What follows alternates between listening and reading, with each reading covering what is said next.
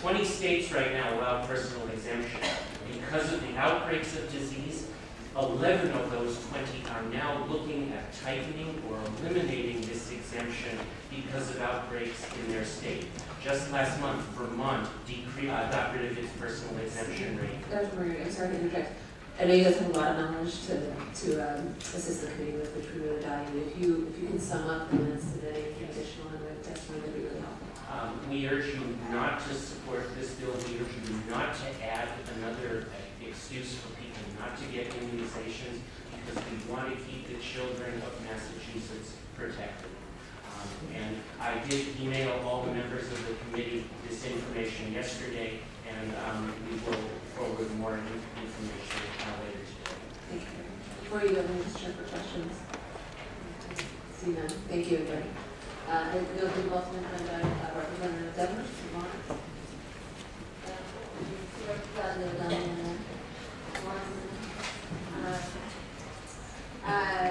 Ginger Taylor is next person who has signed up.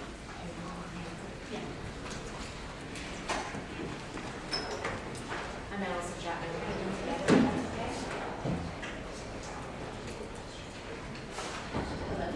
My name is Ginger Taylor, and testifying in support of Act 317. I'm representing CommonChoice.org. I hold a master's degree in mental health from Johns Hopkins University, and I'm the mother of a vaccine-injured child. In 1986, Congress passed the National Childhood Vaccine Injury Act. It did several things, one of which was to classify all vaccines as unavoidably unsafe, to remove all liability from medical and pharmaceutical industry for vaccine injury and death, and it established the Vaccine Injury Compensation Program to compensate vaccine injury cases, and established a table of basic injuries to make judgments on these claims. The VICP has paid out more than $3 billion with a B, in vaccine injury claims in more than 4,000 petitioners, including at least 83 cases of autism compensated under the diagnosis of vaccine-induced encephalopathy, which is a medical term for brain damage. Despite this, most cases are disposed of. This is supposed to be a system that will replace the liability protection. What has happened in the last 30 years is that it has become basically a kangaroo court to protect the pharmaceutical industry and the medical industry. Most cases are thrown out. Doctors do not even know the vaccine injury table, do not know how to diagnose vaccine encephalopathy, and because it has the same symptoms like loss of eye contact, no longer recognizing familiar people or things, these children are diagnosed with autism. Your senator gave a very good example of what's happened to thousands of autism cases that are actually vaccine-induced textbook vaccine encephalopathy cases, but doctors don't know that this diagnosis even exists and can't evaluate these children. In nearly 30 years since the act was passed, the vaccine schedule has grown from 24 doses of 8 vaccines to 70 doses of 14 vaccines. A child born today will get more doses of vaccine by the time they're 6 months old than I did by the time I went to college. There is no safety testing of the vaccine schedule as a whole to see what it's doing to our children. Families find that almost all physicians have never read the VICP table. They take the table to a doctor and will say, I want specifically my child to be assessed for this injury. The doctor's never seen the table and does not know what to do with that information. Evidence of widespread corruption at CDC has been investigated by a congressional delegation into the vaccine office. And after one CDC scientist turned whistleblower last summer, admitting that he participated in the cover-up in links between vaccines and autism, along with several department heads, the investigation has accelerated with public hearings to be held in 2015. A previous investigation has already resulted in the DOJ indictment of another vaccine safety autism researcher on 21 counts of fraud and money laundering charges. He is currently on the Office of Inspector General's most wanted list and awaiting extradition from Denmark to stand trial, and the CDC is still using his research to prevent vaccine safety. Additionally, Merck is currently being sued by their own scientists for faking efficacy data in federal court on the mumps component of the vaccine, which may be 0% effective and is still being used in the United States. One of the most bizarre and discordant phenomena of this issue on vaccine safety is that the American Academy of Pediatrics and Vaccine Interests will testify in DC that vaccines are so dangerous that they need to be protected from all liability, or the vaccine program is shut down. But then they come to states and testify in these committees that vaccines are so safe that every child needs them.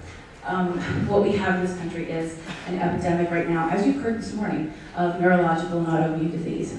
Parents are coming in and saying, my child has reacted to a vaccine, and vaccine injury is not taken seriously. They can't get it properly assessed. They can't get help for their children, and they'll actually be attacked by their own doctors for saying that there's a vaccine risk. What families have responded to do and say, we're not fully participating in this program anymore, and we shouldn't have to. We shouldn't have children that get hurt and get sick and be coerced into having our children's education removed if we keep vaccinating them after they've gotten sick. What we really are saying is if the states and the federal government are not going to step up and reform the vaccine program and fill these gaps, where corruption is blatant now, in hearings, we've already had the CDC admit that they haven't actually done the research on vaccine safety that they're claiming, then the states need to give their families choice. Thank you very much. I appreciate you were racing through a lot of information there. I know. I'm going to have to talk really fast, and I apologize. We only had 2 days' notice. I didn't realize. And so I've been up since about 2 o'clock this morning writing this. So I would like to mention a couple of things before I do my testimony. We're not crazy people who just want this vaccine exemption because we just don't like vaccines. I'm not anti-vaccine. I despise the term anti-vaccine. I have 3 children who are injured by vaccines. I think I kept going. So that's sort of the patronizing sort of, rapport that's going on in the media right now with who we are as parents. It's not true. It's actually exactly opposite. We have several senators, actually one in California, who has accused us of not believing in global warming.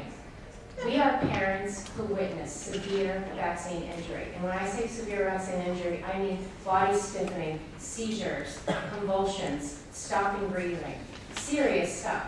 And we aren't being listened to. And it's very frustrating. As a parent who has spent years doing this, the amount of patronizing commentary that goes on all media fronts and with doctors has become very frustrating. Not only are children injured, but they're not studied, they're not followed. No research is being done to fix them once they are injured. And we have no vaccine liability immunity in order to make these vaccines safer for our kids. So I want to tell you a little bit about why I'm here, and it's obviously to keep the parental rights with the parents, because only we know what's going on with our children. You as parents, every single one of you, has the right to make the medical decisions for your own children. I absolutely applaud every single one of you as being a parent. It's not a difficult thing, and we take time and research in order to make our decisions individual to them. My first daughter was born with a very rare condition, a bowed left tibia. It was the first time, but not the last, I would hear the word rare. When she was a few months old, I took her in for the pediatrician for regularly scheduled vaccines. Within 1 hour, she began whole body stiffening where she would stop being able to breathe, and this lasted about 10-15 seconds, and she would let out a blood-curdling, piercing scream. That afternoon, I took her back to the pediatrician, who assumed she was holding her breath for attention, and that I was just a paranoid mother. This lasted for 6 months in her sleep. I didn't sleep after that. I checked on her probably about 27 times a night. My second child, beautiful boy, wasn't born with any bone tibia. We were grateful. He was healthy. He was beautiful. He smiled early, walked early, talked early, followed his sister around. He was 9 months walking. After every vaccine, he would receive lots of fevers. They all had rashes and eczema. When he was 15 months old and he had the MMR, it was 48 hours later. He had a 105-degree temperature. 2 days after that, he had a full body rash. He started absent seizing. We didn't know that at the time. We thought it was just staring episodes. He started having non-stop toxic diarrhea that lasted for years. When I say years, I mean years. He had medical dysfunctions on every bit of his GI. He is still going to a GI doctor all these years later. His autism is 100% involved in his immune system. This is a child who lost all of his language, lost all of his skills, stopped playing with his sibling, stopped following his father around, and has worked very hard to come back to where he is today, and is still a dependent person for life right now.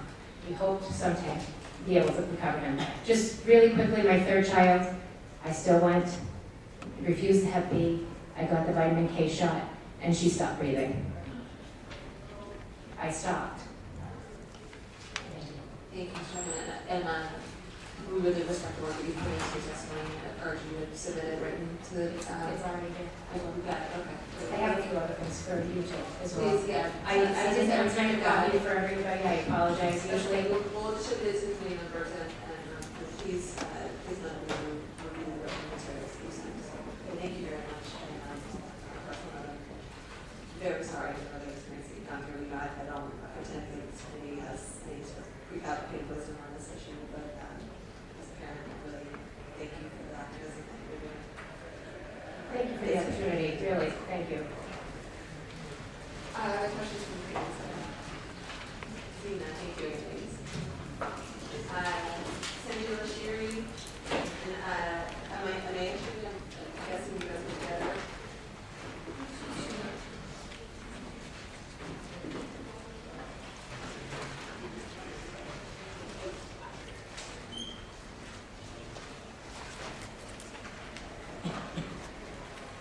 Madam Chair, members of the committee, thank you so much for this opportunity. We are here today. My name is Sangeeta Sherry. I'm the mom of two beautiful children, aged 18 and 14. I am an American citizen and reside in Massachusetts. I have a master's degree in computer information systems and work as a senior software quality assurance engineer. My husband has 3 master's degrees. One in chemical engineering, one in polymer science, one in business administration. He also has a PhD in polymer science. Our professional lives, we both work in scientific and highly analytical fields at the risk of sounding pretentious. We strongly believe that we are capable of observing and analyzing effects of the environment on the health and well-being of our children. We both are strong proponents of Bill S-317 for the following reasons. Our firstborn child, Chicago, was an alert and curious baby from the moment he was born. He had a perfect APGAR score at work and reached all his milestones on time. He was a happy baby who giggled mischievously and played peekaboo with us. He was very eager to learn and on track, and a bright and had a successful future. When my husband and I started our family, we did everything by the book. Like good parents, we obeyed our pediatrician, vaccinated our firstborn child on schedule. He got 2 shots of Hep B, 3 shots of TTAP, 2 shots of IPV, 3 shots of HIV, and 1 shot of varicella. That's 11 shots before he turned 8 months old. Our pediatrician advised us to vaccinate him even more when we decided to take an overseas trip to show our bundle of joy to our parents and seek their blessings. At the beginning of the 9th month of life, he was given 2 more shots in preparation of travel, Hep B and MMR. These 2 shots, one with mercury and one with 3 live viruses, was the blow that completely shattered our lives. Ironically, it was that unlucky shot number 13, which pushed our son's immune system over the cliff.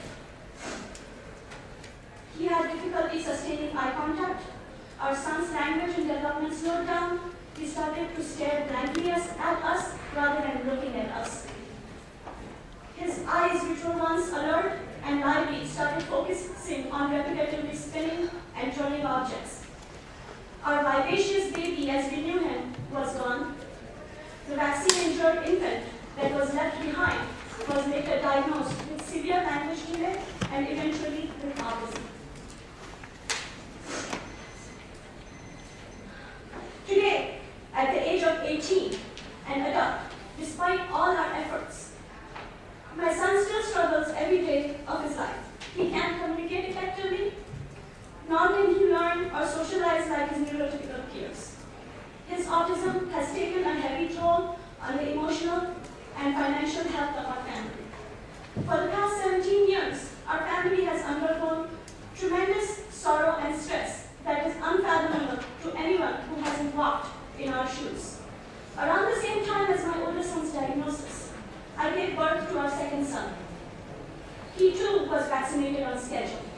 until he was 8 months old. To our horror and dismay, he too started showing signs of developmental delay. This was a major wake-up call for us. We decided not to let history repeat itself with our second son and held off on all further vaccinations with him. We also started seeing a holistic doctor who helped our younger son detoxify the heavy metals from his body. Despite these efforts, my younger son's immune system did get injured by vaccines. But by the grace of God, our decision was to stop vaccinating him further saved him from having the same fate as his brother. He did not develop autism. His development got back on track, and he was able to get away with relatively minor vaccine-induced injuries such as asthma and allergies. These injuries are no cakewalk. But compared to autism, I have to admit that they seem like one. To summarize, our family has paid a hefty price for vaccinating our children. I sincerely do not wish this fate on anyone else. I'm appalled that every day the school officials and professionals bully parents into vaccinating their children, sometimes against their better judgment. They scare them into believing that their children will be denied their rightful education if they are not vaccinated. We recently were asked to leave a medical practice because of our decision not to vaccinate our children further. This must stop. Parents who fear that their children may not tolerate mandated vaccine schedules should be allowed personal choice of vaccine exemptions for their children. To that end, we would greatly appreciate your help in passing Bill S-817. Thank you. And if I have your permission, Amaya would like to say a few words. Good morning, Madam Chair and esteemed members of the committee. My name is Maya. I'm 14 years old, and I'm here to voice my support for Bill S-317. I have an older brother who has vaccine-induced autism. As my mom just told me in her testimonials, our family maintains a strong belief that vaccinations play a role in others' autism. This belief is rooted in 15 plus years of careful observation by my brother, especially during his initial vaccination period, in which he received too many vaccinations in a short period of time, and his immune system and liver were bombarded by weakened diseases and heavy metal toxins. Though these diseases were weakened and the amounts of heavy metals were small, they were many in number, and my brother immediately began to show signs of developmental delay. My parents witnessed my brother transform from a healthy baby into a child with autism.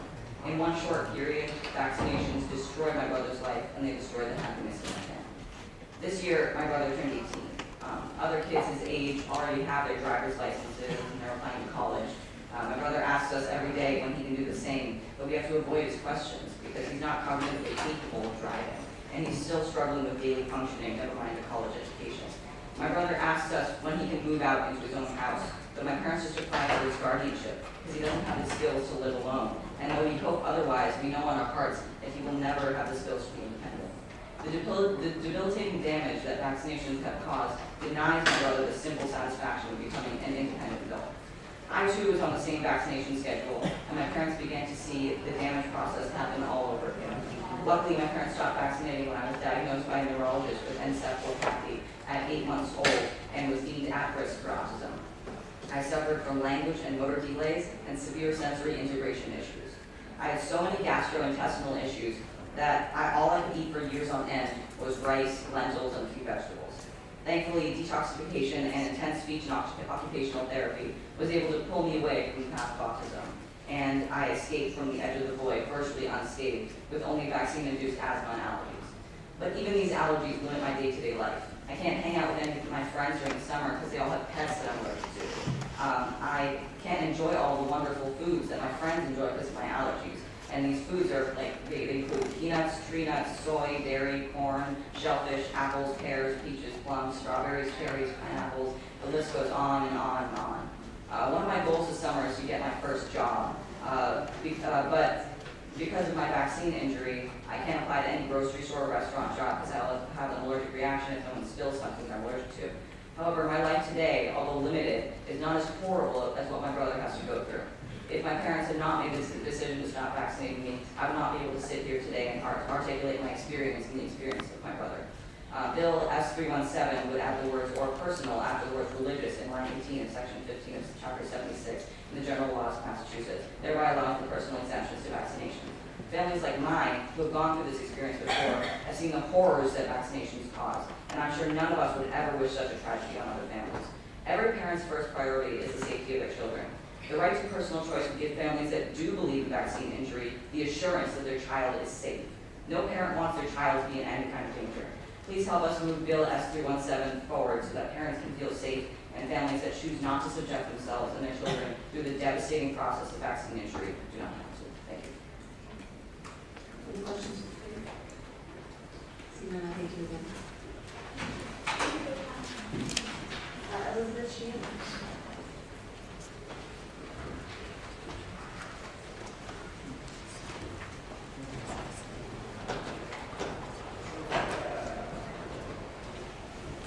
Just so folks know who's coming up out after this, we have our Kristen, Edith Doucette, and Lisa Geiser. Hey, good morning. Thank you for allowing the opportunity to speak today. My name is Elizabeth Sheehan. Sorry, following this hard. I'm from Utah, and I'm here in support of Massachusetts, a bill that would have personal vaccination in Massachusetts. I'm a wife, a mother of 2 year boys and insurance. Sorry, Michelle, let me, what you're doing for us, let me encourage you to hold on. Okay.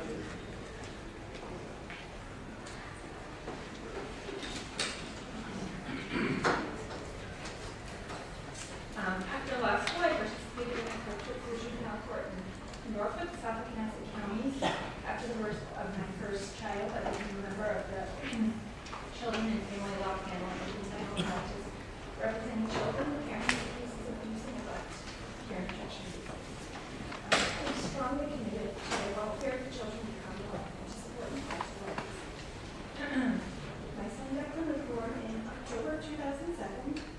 He was a very healthy pregnancy. He was a very big, healthy, as Alicia said, perfect after our divorce. He got vaccinated him early. He developed colic reflux allergies. At 6 months of blood testing from it, he had a very low functioning immune system. But at the right start of nutrition, he continued to vaccinate him on regular support.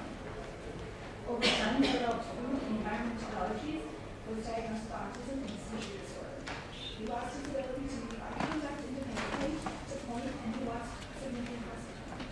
Our little boy used to kick the soccer ball in the middle of the field. Could no one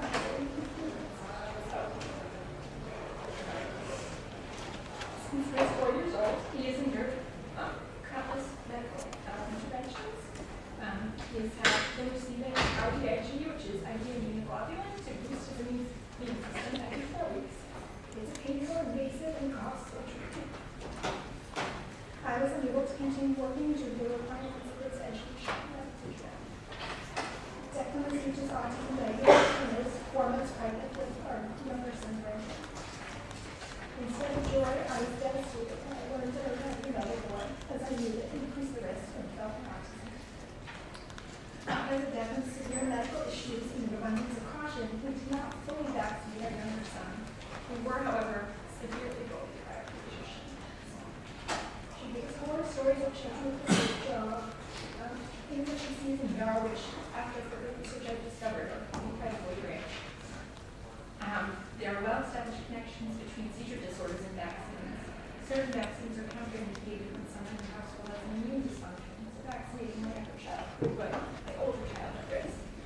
This is actually one issue that people who are pro-vaccine often are aware of, because they have people in their family who are receiving chemotherapy, and they say, oh yes, I was told I couldn't visit my grandmother when I had the vaccine because her immune system is compromised. We feared that our younger son may have an undiagnosed immune issue as well, and without proper immune functioning, and many don't have the appropriate immune response to the vaccines, and they're not effective. This is why many people who are fully vaccinated, like in the California outbreak, still contracted measles. Even with all this, our pediatrician was not able to provide our younger son with a medical exemption. I subsequently learned that even siblings of a child who died as a result of the vaccine, whose family had received vaccination from the National Vaccine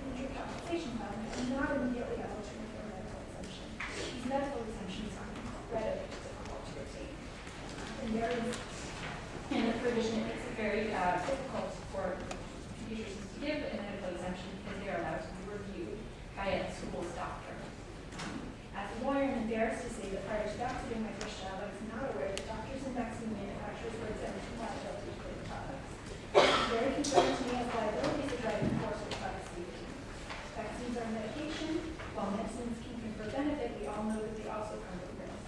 While my family was comfortable exercising our right to a religious exemption, as an advocate, I'm not comfortable saying that the only way to opt out of medical treatment is the declaration of religion. It's inherently empathetic to the American principle of separation of church and state. We need this personal legal exemption so that we are not preventing a segment of our population from exercising their right to informed consent. I want to finish by saying I'm not a vaccine or anti-medicine. At 7 years old, my son has received more needle sticks, hospital admissions, and ambulance rides than our entire family combined.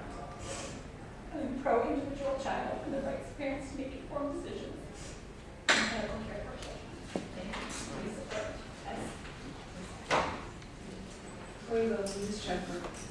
Question, sorry, I missed the question. Sometimes they're very appropriate topics for tears. So thank you very much. Seth?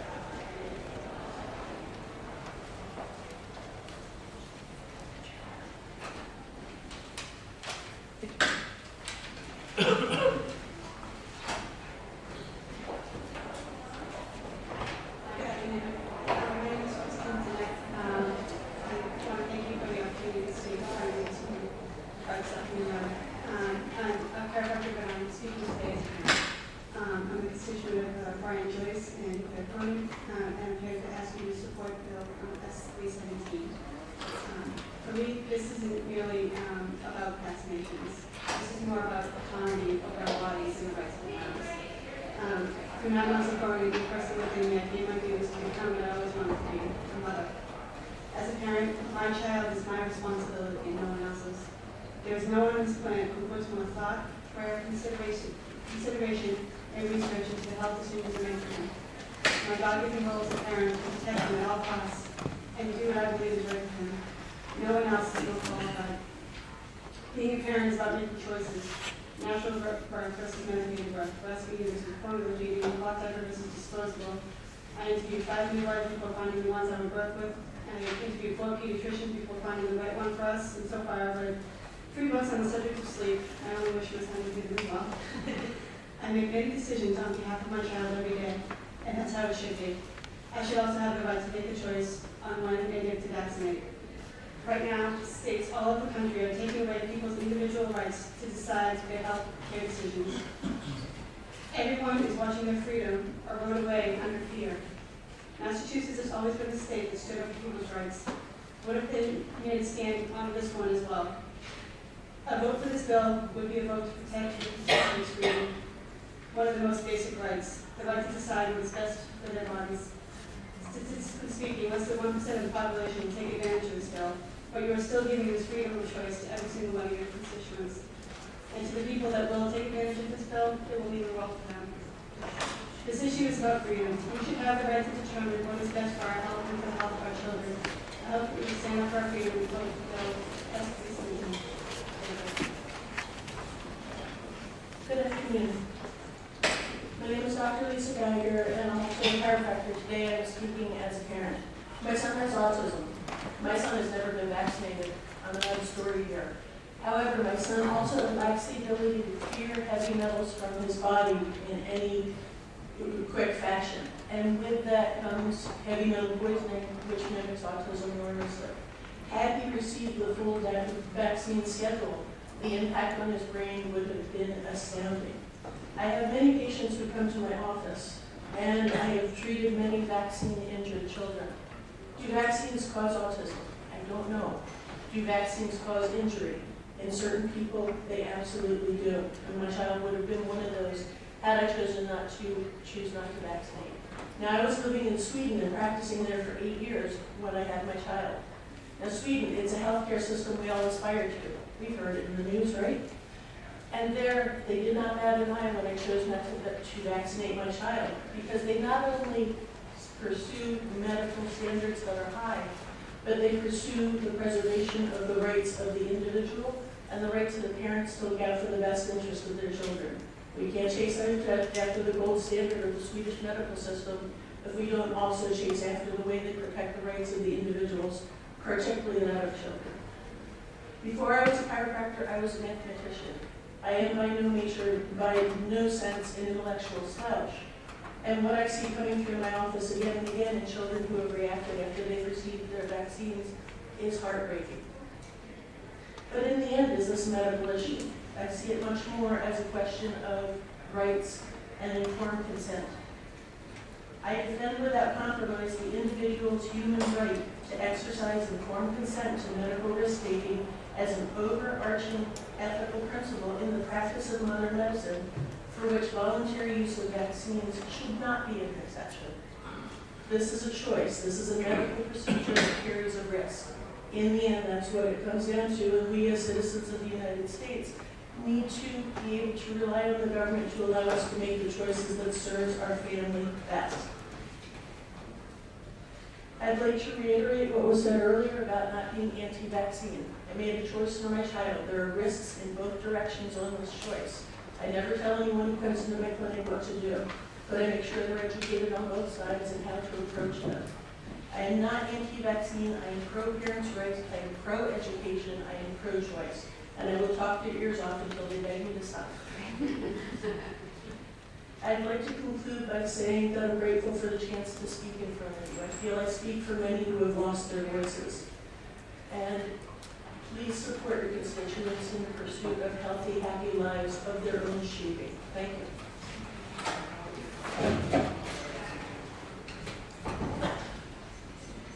One final person signed up on this bill, Lee Crowley.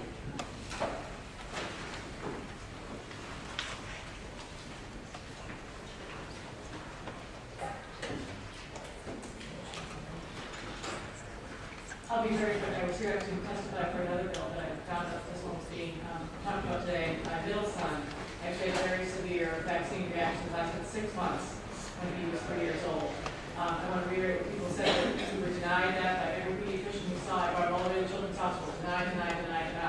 They continued to bully us about using vaccines. Thank God the vaccine that he had that came from him was not one that's on the child immunization schedule. I trusted my pediatrician who said, take this one straight, you should have it.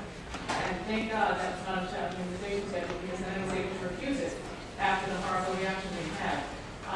Hours after the vaccine, his lips swelled, his eyes swelled, various parts of his body swelled. He broke out in a purple rash, which I don't know if you've ever seen, it's very scary. Rash and bruises breaking out all over your body. It would go away and it would come back every day for 6 months. Digestive problems, diarrhea. I had the right to refuse that because it was not on the childhood vaccination schedule. If that vaccine had been on the childhood vaccination schedule, I don't know what recourse I would have had. And that's a very terrifying prospect. I think I would have to subject my son to that vaccine over and over again that I knew was harmful. I did a Freedom of Information request, went to the VAERS database, Vaccine Adverse Event Reporting System database, and collected all the data related to that vaccine my son had had, Prevnar. And all of the descriptions that people submitted about their child were better descriptions than I could have given of what he had. So there's a very striking amount of medical information that's being denied by doctors, and I think I understand why. They want to believe they're doing something good. They've been vaccinating children forever. It may have some positive effects, but they don't want to see that it also has negative effects. And parents need to have the right to refuse that medical intervention for their child when they see that it has a detrimental effect on them. If parents don't have the right to make those decisions for their child, they're not parents anymore. The state is parents. And I think that's unacceptable. Thank you. Before you go, Charlie, I see that you're also signed up for House 239. I'm going to go ahead and go over here.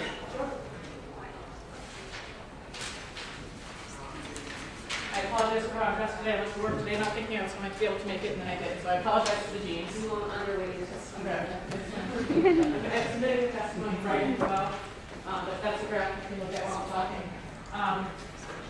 The reason I came today was to oppose H339, H448, and SB 265, which relate to the health curriculum frameworks. I'm a resident of Westboro, and I'm a mother of 3.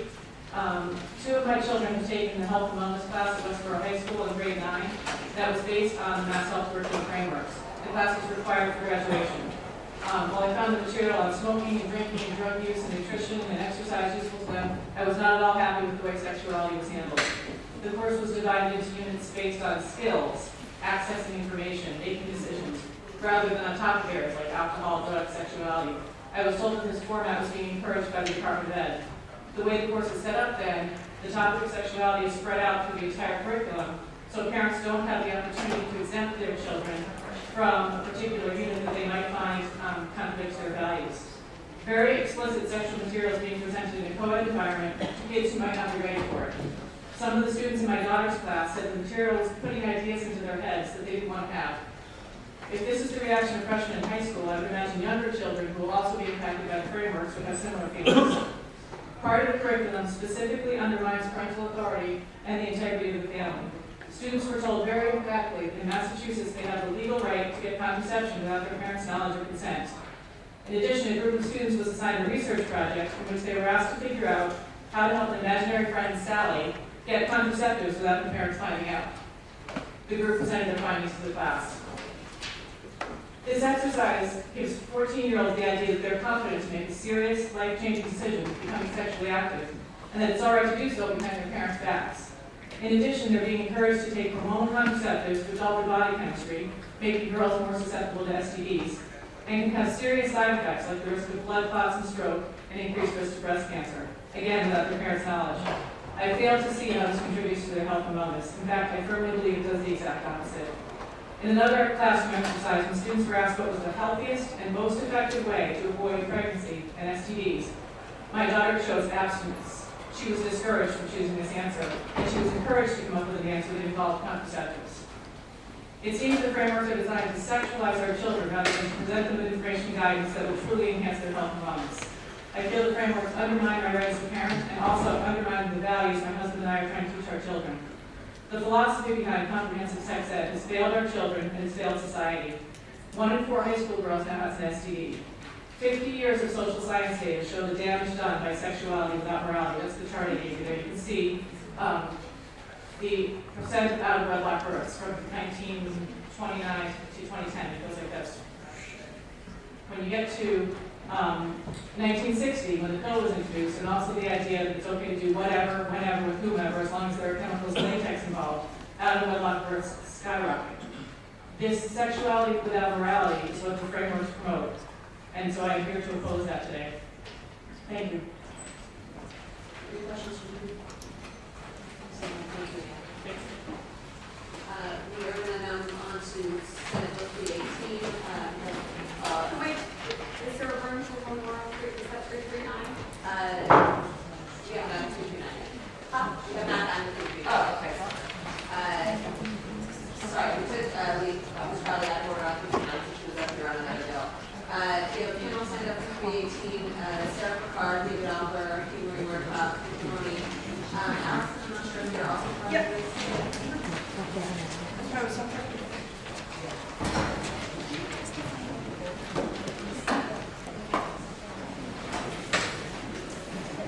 Hi, I'm Allison Brown from the American Heart Association.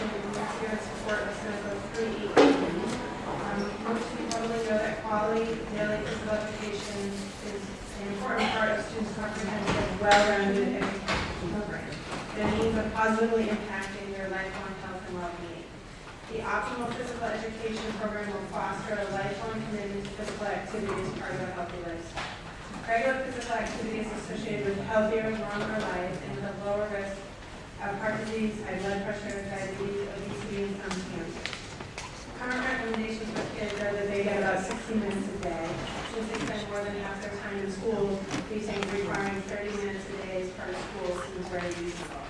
Physical education should be an important part of this requirement and does provide more than just minutes of moderate to vigorous activity. It also exposes students to a lifetime of activities and teaches students how to integrate exercise into their lives. The quality of physical education programs, not just the time spent being active during physical education, is our foremost concern.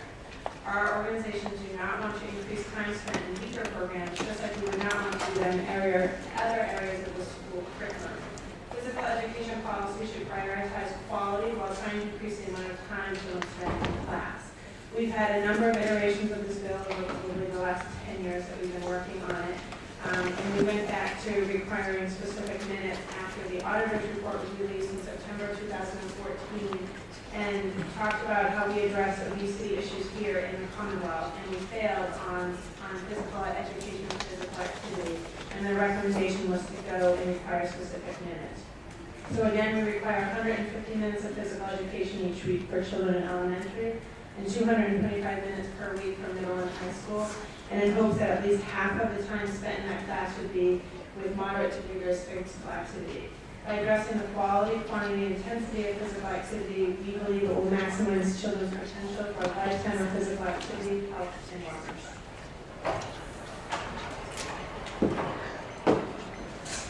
Thank you, Madam Chair, and members of the committee. My name is Dr. David Alper, and I come to you as both the president of the New England section of the American Diabetes Association and as a practicing podiatrist at Mount Albert Hospital. I mention this second one because I am at the other end of people with diabetes. I'm the guy that unfortunately deals with the infections with the numb feet and with the removing of toes. And I would love nothing more than be able to diminish the time that I spend doing this.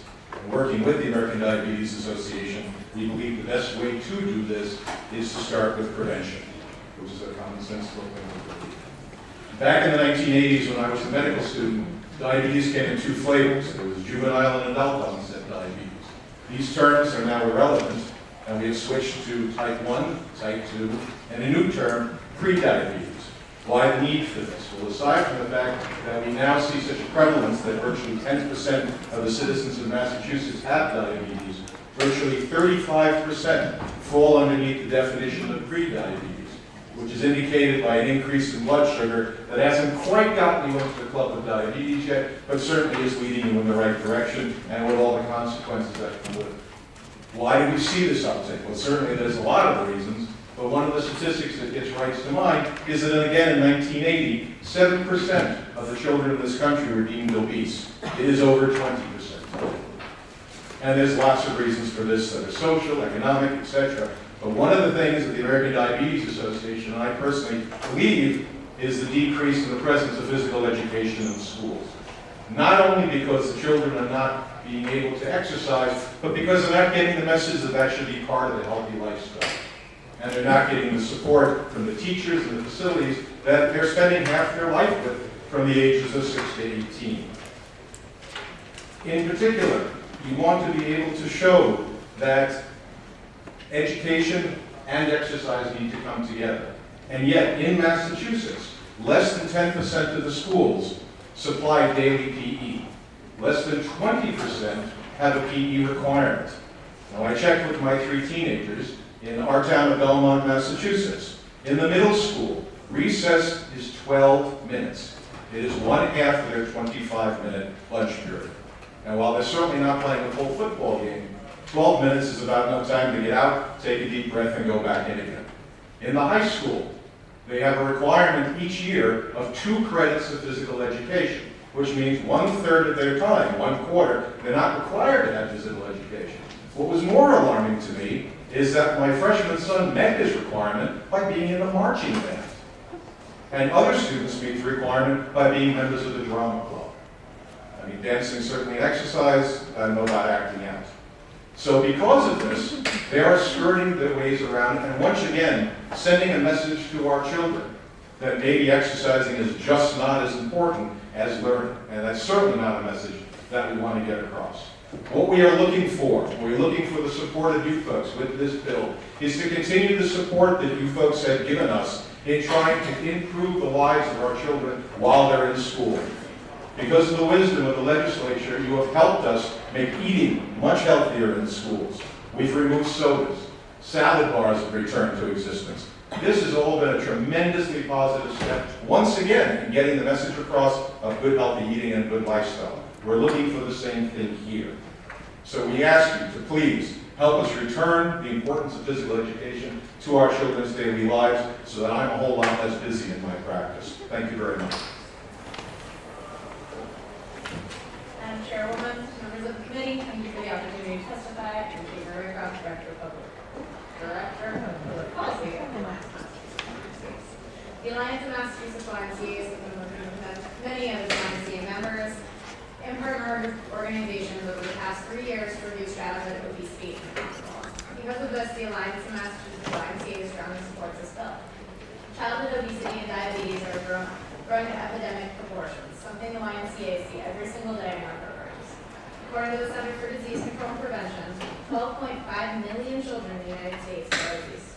In Massachusetts, this percentage grows to over 30%, or about 470,000 children under the age of 18.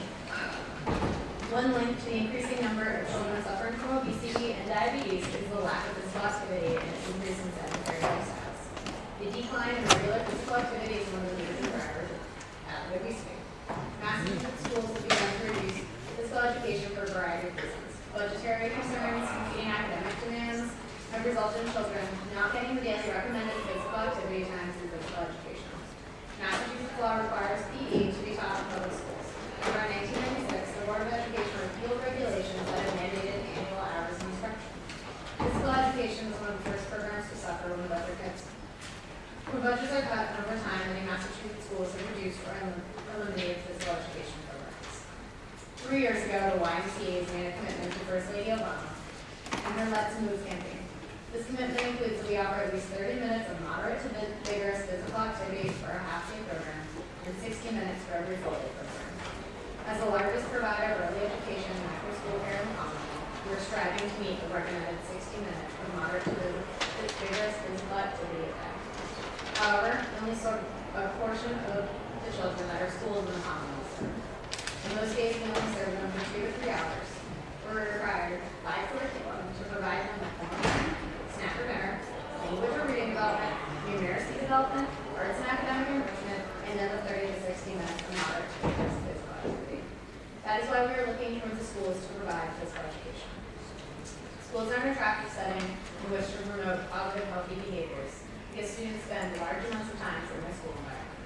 Although schools are under increasing pressure to increase student scores on standardized tests, the recent dramatic rise in the prevalence of obesity in children and adolescents in the United States suggests that there is a pressing need for the nation's schools to systematically and effectively promote behaviors that will prevent the development of children. Offering quality physical education in schools has been suggested as one of the best ways to reduce the level of childhood obesity. Through expanded physical education and physical activity in schools, the trend of childhood obesity can be reduced. Additional maybe some shortcuts to the remaining students panel and everyone else who has waited so patiently and testified. We're going to lose most of the House members, not all of them, shortly. We have a formal session beginning at 1 o'clock, so we just want to really urge you to condense your testimony as much as you can and keep it concise. I'll be very brief. Thank you for the opportunity to address this committee. I'm an exercise physiologist at Boston Children's Hospital, working in the Optimal Weight for Life. That's a pediatric weight management clinic. I work directly with obese kids.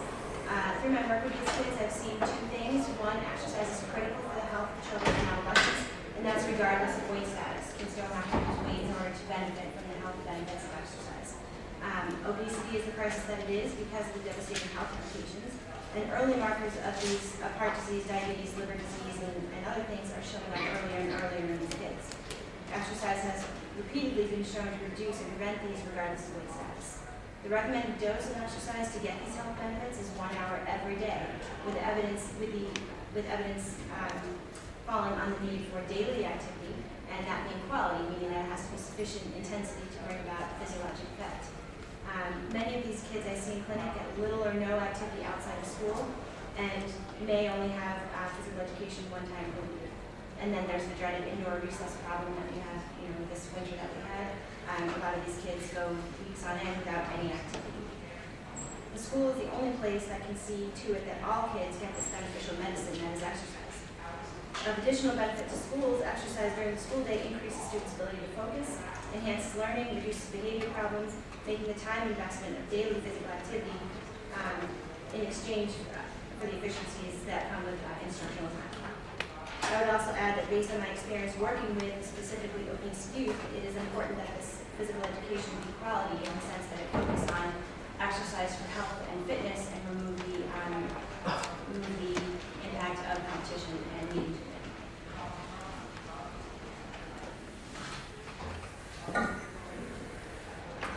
Good afternoon, Madam Chair, members of the committee. My name is Keith Mahoney. I'm the Senior Director of Public Affairs at the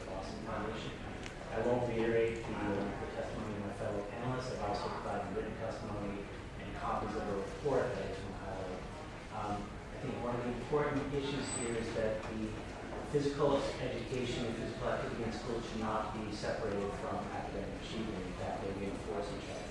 We commissioned a report in the Lawrence Public Schools that was published this past January that tracked the physical activities of students and their academic achievement. Some of the things we found out were that children attending schools that require annual fitness testing are more likely to achieve advanced and proficient in both math and English MCAS. That children attending schools with greater support for positive physical activity environments scored higher in both math and ELF MCAS in 2013 and 2014. Children attending schools with greater support for positive physical activity environments are 2.4 times more likely to achieve advanced or proficient on math MCAS. Also, children with parent-reported behavior issues who are engaged in physical activity tend to have fewer disciplinary problems in the school classrooms as well. Schools demonstrated support for physical education, but more need to work towards the current requirements, and those requirements should be expanded to include 30 minutes per day. Adopting a whole school approach towards incorporating physical activity throughout the school day is key, both with quality physical education and with physical activity in bursts throughout the day. I provided a report to all committee members, and I hope you can answer any questions, and I'm happy to do so now. See none? Those are off the hook. Thank you very much for your testimony. Representative Juan. Thank you. Thank you to the chairs and the committee for taking me out of order. I'll be brief. I'm here to support Representative O'Day's bill and act relative to healthy youth 448 around sexual education and being comprehensive and scientifically based. Brockton has a huge, gigantic teen pregnancy population, and often when a lot of these girls get pregnant, they get kicked out of their homes and they get no sexual education at home. So if we could have something like that so that we know for sure that they're getting accurate information, hopefully it would delay some of these young girls' pregnancies. So thank you very much. That brings us on our current roster to House 379.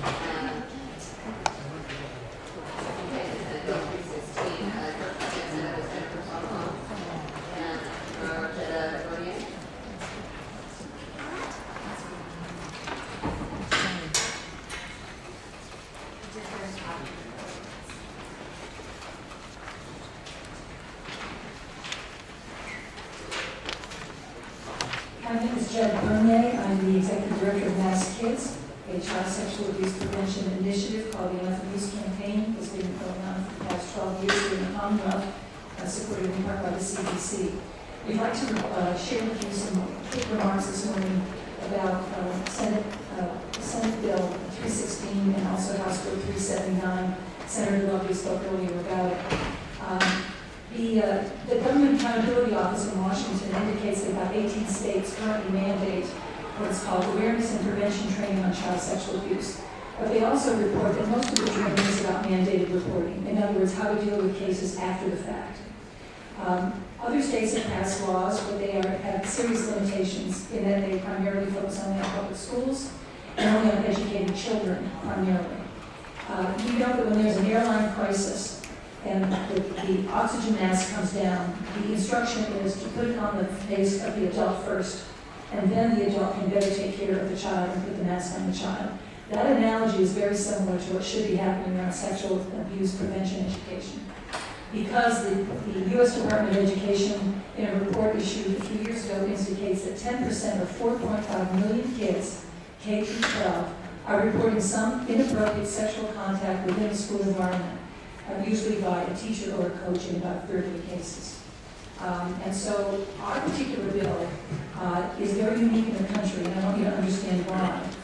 It is called comprehensive because, in fact, it is the only bill in the country that focuses on mandating that both schools and youth-serving organizations provide this important information about prevention. The bill calls for both public and private schools to engage in this critical prevention work. And those of us who read the paper every day know that there are many private schools in Massachusetts that have been involved in sexual abuse scandals.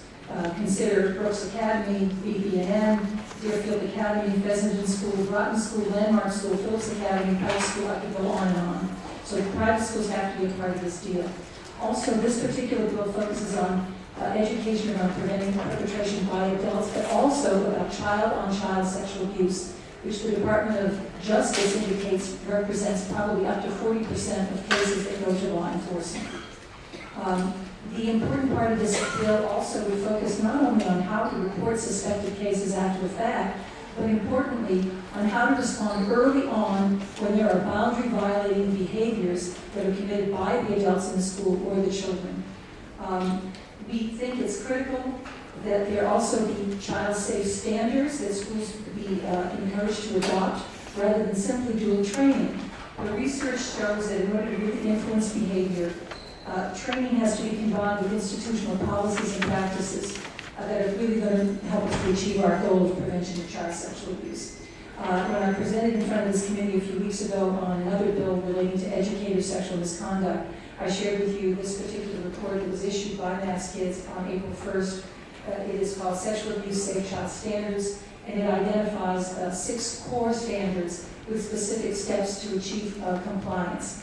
These include issues like not only training of staff and volunteers, but also developing codes of conduct with very specific details about what kinds of violating behaviors are prohibited in a particular school, so that we can identify those early on and not wait until behaviors are legally reportable as child sexual abuse. So we look forward to working with the committee and its staff in the next several months to make sure that this bill that passes in Massachusetts is in fact comprehensive and becomes a model for the rest of the country. Thank you. Thank you, Chairwoman, Chantiers, and members of the committee. My name is Jennifer Falcone. I'm a lifelong resident of Massachusetts. I have come here today as a parent, an advocate, and a survivor of childhood sexual abuse to support and act relative to comprehensive sexual abuse prevention education. It's a long name for a big problem. When I was 11 years old and a new 6th grader at a public junior high school in this state, I became the target of an administrator at the school. What started out as compliments and extra attention turned quickly into molestation, rape, and then sex trafficking, all within the walls of the school building. My primary abuser used his position of authority at the school to pull me out of classes and literally sell me to other men. He physically, verbally, and sexually abused me into compliance. Meanwhile, and really most importantly considering this bill, the culture of the school supported this man in his abuse. A few staff members acted concerned but were easily appeased by my statements that everything was fine. Others noticed and looked away. Some didn't even look twice when he pulled me from class over and over again. In fact, I was absent from phys ed so often, every time I opened my report card and saw an A, I was shocked. I don't believe these teachers didn't care. I believe they didn't have the information and tools to act any differently than they did. Until my own children grew to be school-aged, I rested comfortably in the fantasy that schools were safer places now. However, when my own children did start attending school, I learned that this is not the case. The superintendent in my district felt that, as Jed said, mandated reporter training is enough. The fact that sexual abuse can be prevented in most cases, 90% of the time, if we're looking at grooming as preventable, an indicator that we can prevent sexual abuse, that was considered not important. After years of advocacy, I did finally convince the school committee to create a policy requiring abuse prevention training for staff, and the district did recently offer voluntary training. However, I've been told that they will wait for legislation to implement mandated training. And I only brought one page of it. So I will, I'm out of time anyway, so please support this bill. It's so important. The only way we're going to change the culture to stop sexual abuse is if we all work together, parents, school staff, and I support educating children as well about body safety.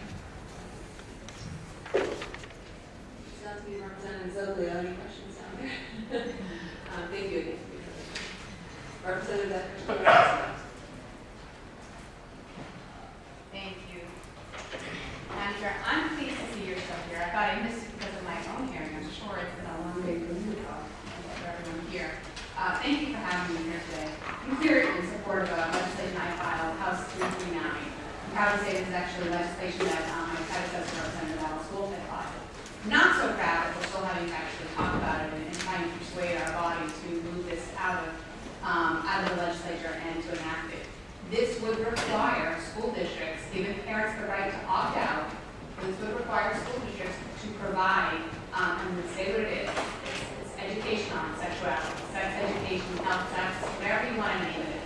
about making sure that our young people have accurate information about how their bodies work, how to care for their bodies, and how to ensure that they are making the right choices for them. This is legislation that's time is already way past. I mean, this feels like a conversation we should have been having in 1981, not 2015. I know you know, and many of our colleagues know, that all the research shows the more accurate information we provide our young people about how their bodies work, and the more openly we're able to talk about that. And we also see a decrease in sexual activity, a decrease in STDs, a decrease in teen pregnancy. The time has come, and I really am hoping that this committee will move this out with a favorable recommendation. And I think if we have honest conversations based on the research that we know and based on the lives that we know our young people are living, and we are honest with them, if we can't do it as a legislative body, then how do we expect them to do it?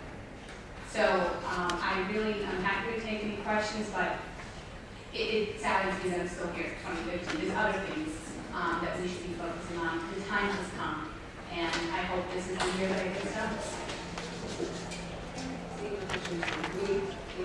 Thank you very much. This brings us to House 439. Brian, the first person who has signed up, applicant Diane Splits. I note that both Mr. Cameron and Ms. Splits, that you guys have signed up for several bills, so I'll just offer your testimony, support or opposition to all the bills that you signed up for while you're here at the table. Sure. Actually, the bills are related. H439 and H438 both regard the parental notification law, which I actually wrote back in 1995 and was signed by Governor Well in 1996. Our bill updates the notification law. The notification law in 20 years has shown to have serious flaws. It talks about curriculum involving human sexuality issues and allows you to opt out. Well, that just simply hasn't worked. It didn't even work with my kids. It doesn't work with a lot of people's kids. The term human sexuality issues is far too narrow. It doesn't include issues of homosexuality, transgenderism, all of the issues that were not covered in the 1990s. And opt-out simply doesn't work either. This bill is a bipartisan bill. It expands that, and it gives parents the right to opt in instead of opt out. Because human sexuality seems to be the only thing that you have to opt out. Everything else in the school system, you opt in. And if it's so good, why not opt in? Let's get to H488. We had a group of legislators here who talked about the misinformation about that bill. And I don't think there is misinformation. They're mistaken. The information, if you read the text of the bill, that parents have in their objections is very clear. First of all, there's a lot of concern that this is funded by Planned Parenthood. A lot of money behind this. They have the webpage. They have a big special event pushing this bill. This bill isn't coming out of nowhere. Terms like looking at the actual text, age appropriate and medically accurate, it's become a joke. You heard some earlier testimony today. Those terms simply are not used in the schools. But one of the things, they say that this is a bill that is somewhat, that the schools can use or not. It says here that each school district that offers a sex education course must have this whole list of things. So if the school decides to have any sex education course at all, it has to have these. It can't have its own. And it also says in the next paragraph that the Massachusetts Comprehensive Health Curriculum Framework is presumed to be in compliance. That framework, which I'm sure you've seen, is a nightmare to most parents. It is the most radical document I've ever seen, and it has issues of abortion and the whole list of things that parents are very concerned about. So naturally, reading the text of this, is very worrisome. It's not what they said it was. And they also say that you can withdraw your child, but they don't say that it's opt-in. That's a problem too. They also rewrite the bill that I wrote 20 years ago, and they have it makes it weaker. Finally, what it does is it requires every school district to put together yet another unfunded mandate, a report to the state of a description of any sexual health education curricula, the number of hours spent, the number of students, and it was finally very disturbing. They have to report to the state the number of students who withdraw. And what that sort of means is that they're going to take names. So for all of those reasons, the first bill, 439, should be passed, and 488, there is not misinformation among parents. They read the text and they get it. So thank you very much for letting me speak on this. I appreciate it. That was a good question. Thank you for the answer to this one. Ms. Litz.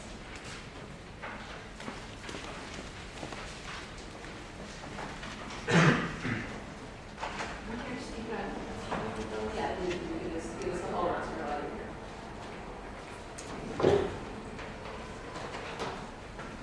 Honorable members of the Joint Committee on Education, thank you for the opportunity to testify today. You may remember that I testified on House Bill 408, the parental rights bill, a few weeks ago. I'm here today to address several other bills that also deal with parental rights issues. Schools, government agencies, and special interest groups increasingly interfere with the lives of families, undermining parental influence and authority, and promote behaviors that are damaging to minors, robbing them of their innocence. In a first grade class, I witnessed a teacher silence a student mentioning God when asked to comment on an assignment. It happened several years ago, but I still remember the shocked look on his face when the teacher said, "You cannot talk about that here," in a reprimanding tone.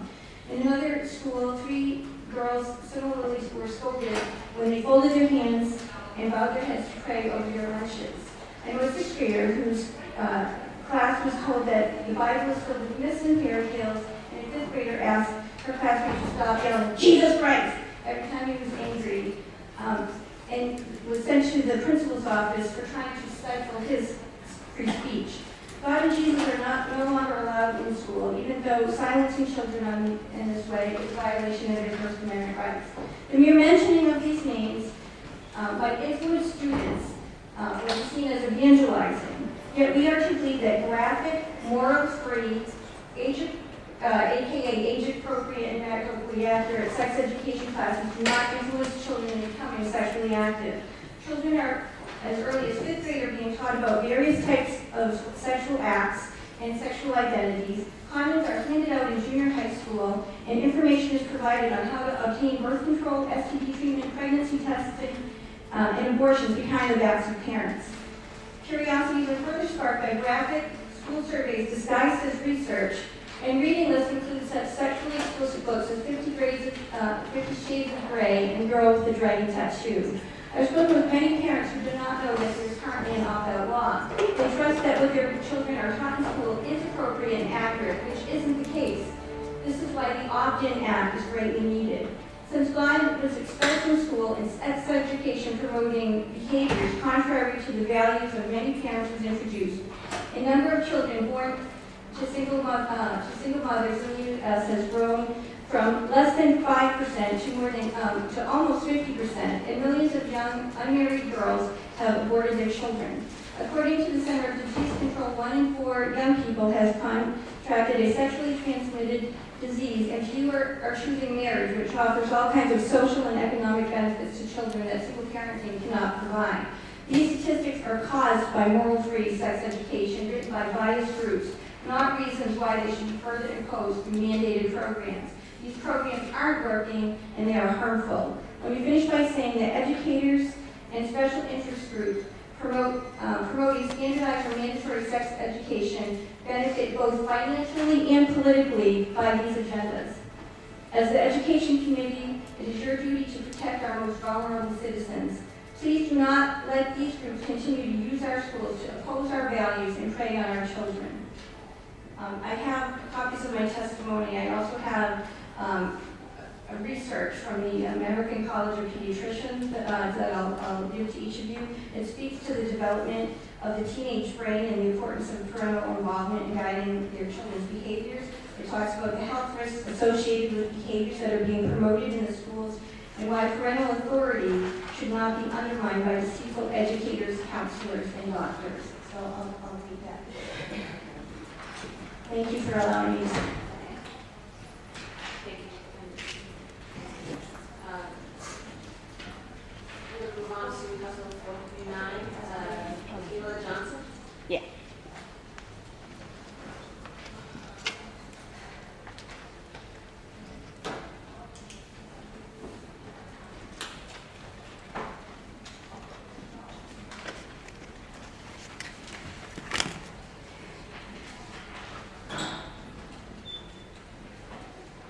Hello, my son is 11 and he's in middle school.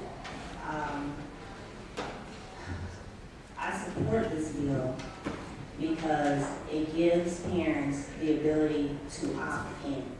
Now, the thing is, a lot of parents are not getting the information to opt their child out, or they're not aware of information that's being given to their children.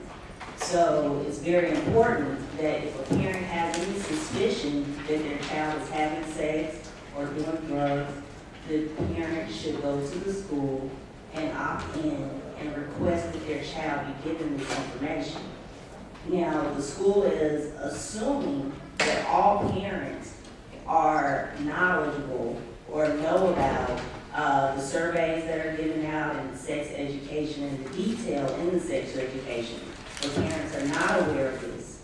So to say that a parent has the ability to opt out is not true.